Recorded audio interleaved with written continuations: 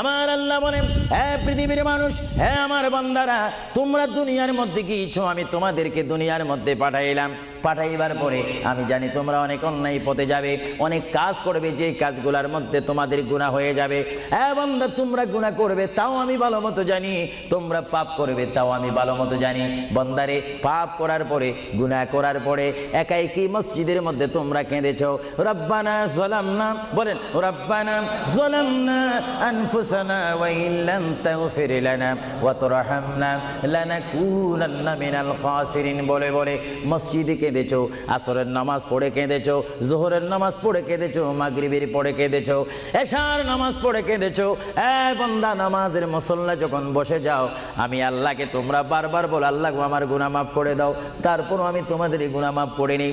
তারপরও তোমরা নিশি রাত্রে, মানুষ যখন ঘুমে যায়, তোমার বিবি যখন ঘুম যায়, তোমার ছেলে যখন ঘুম যায়, তুমি নিশি রাত্রে ঠান্ডা পানি দিয়ে ওযু বানিয়ে নামাজের মুসল্লায় বসে তুমি আবার যখন ডাক দাও, রব্বুল আলামিন, পৃথিবীর কোনো মানুষ আমার গুনাহ সম্পর্কে জানে না, তুমি আমার গুনাহ সম্পর্কে জানো। আমি এমন গুনাহ করেছি আমার বিবি জানে না, বিবি গুনাহ করেছে আমি জানি না। আল্লাহ, তুমি সব কিচ্ছু জানো। হে আমার প্রভু, তুমি আমাকে মাফ করে দাও। আমার আল্লাহ বলে, তারপরও যদি তোমাদেরকে আমি মাফ না করি, তারপরও বান্দা, তোমরা আমার রহমতের দরজা থেকে ফিরে যাইও না। আমি তোমাদেরকে হুকুম দিচ্ছি, ওয়ালাউ আন্নাহুম ইয যালামু আনফুসাহুম জাউকা, বান্দারে, যদি গুনাহ করে ফেলো, আমার রহমত থেকে মুখ ফিরে তুমি চলে যাইও না।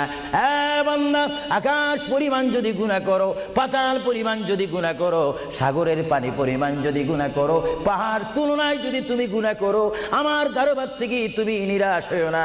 বান্দা, আমি তোমাকে একটি রাস্তা বাতাই দিচ্ছি, একটি পথ তোমাকে আমি দেখাই দিচ্ছি। সেই পথটি কোন পথ তোমরা জানো?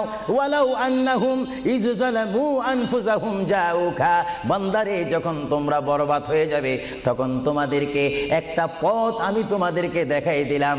সেই পথটির নাম হচ্ছে আমার রাসূলের মদিনা। জোরে বলেন সুবহানাল্লাহ। বান্দা, আমার নবীর দরবারে গিয়ে কেঁদে কেঁদে তোমরা বলো, ইয়া রাসূলুল্লাহ, ইয়া হাবিবাল্লাহ, আয়াকা ইয়া রাসূলুল্লাহ।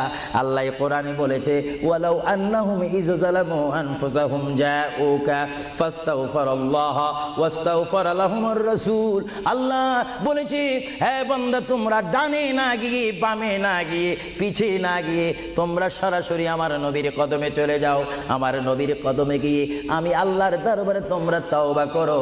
তওবা করতে করতে তোমাদের চোখের পানি যখন বাইর হয়ে যাবে, আর ওই মুহূর্তে যদি আমার বন্ধু যদি তোমাদের জন্য আমার দরবারে সুপারিশ করে, আমি আল্লাহ তোমাদেরকে ওয়াদা দিয়ে দিলাম, গ্যারান্টি দিয়ে দিলাম, আমার রাসূল যদি তোমাদের জন্য আমার দরবারে সুপারিশ করে, সঙ্গে সঙ্গে বান্দা, তোমার অতীতের জীবনের কবিরা সগীরা গুনাহ মাফ করে দিব। জোরে বলেন সুবহানাল্লাহ।